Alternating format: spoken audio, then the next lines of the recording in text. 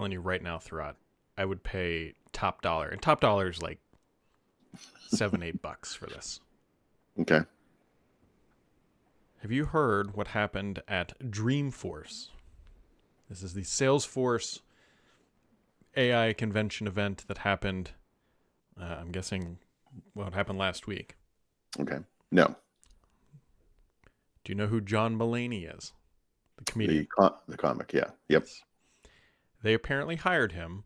I think they paid him $2 million. Jesus. And he went up there and just roasted the entire conference. Yeah. Actually, you know what? I've actually been at Microsoft shows where comedians have done this, and I actually think it's fantastic. So let me just read some of the quips that Mm-hmm. I hope to see in videos someday. He said, let me get this straight. You're hosting a future of AI in a city that has failed humanity so miserably. You look like a group who checked out at CVS and said, that is the future. He said, can AI sit there in a fleece vest? Can AI not go to events? Can AI not spend money at a bar all day? You people are insufferable. I love it.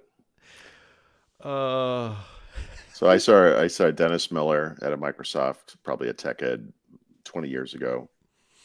And he said, Bill Gates is a Cheshire cat and a monocle away from being a Bond villain.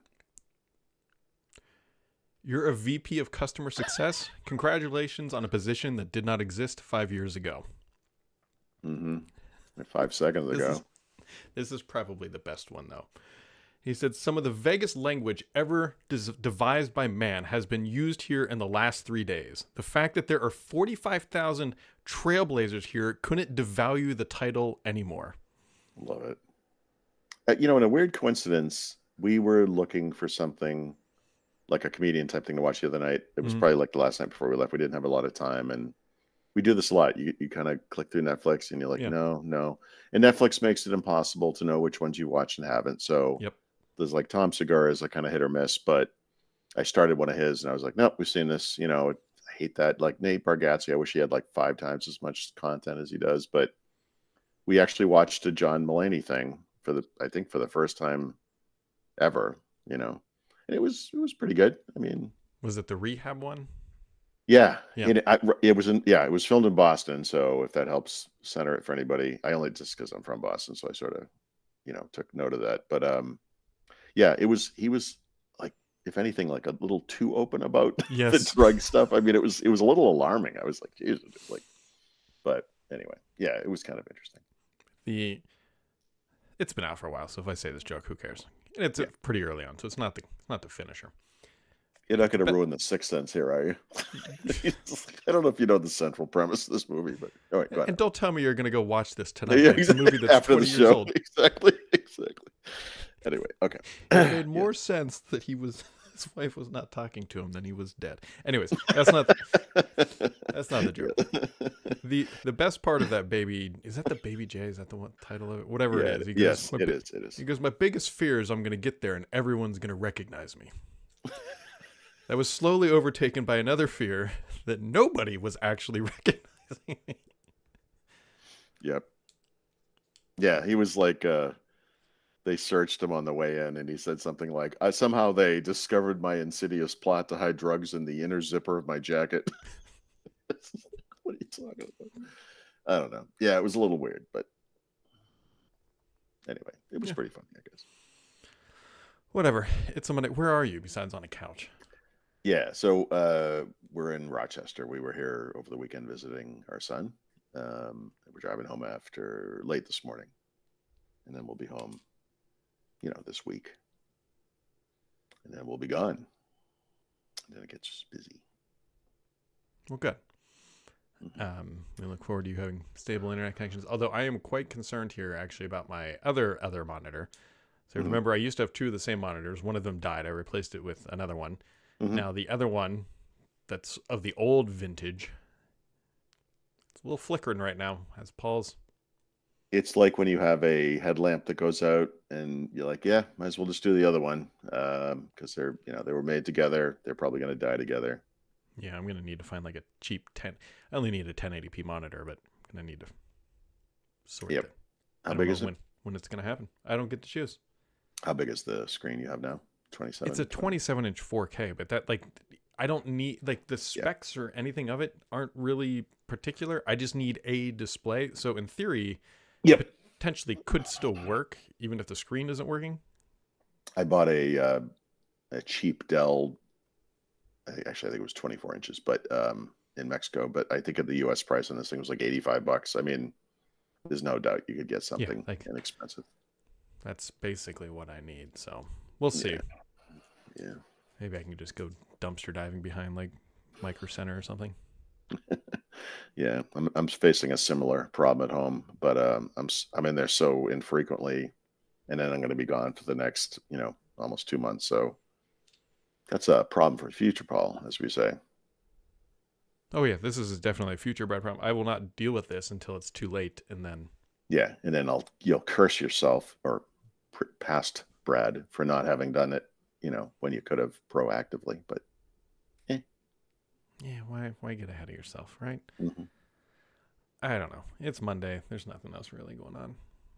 No, except the whole world like is circling Intel like vultures. Oh yeah, that's right. Totally forgot. That was Friday. That was technically Friday, but Friday was last night too. Like yeah.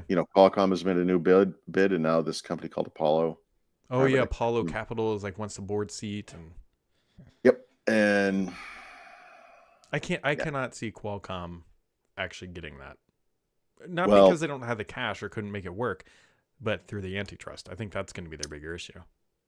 Yeah, I mean, they are US based. They could solve some problems. I think if Qualcomm were to get them, it would be half of them. Like I think part of it would be some requirement that they spin off probably the foundry part of it. Mm-hmm. Maybe I don't. It's hard to say, but Qualcomm getting a hold of the x86 patents, and I would guess the engineering expertise on that side is probably what they're after. I can't. Well, maybe I'm wrong though. I don't know. You could make a case for either side of it, but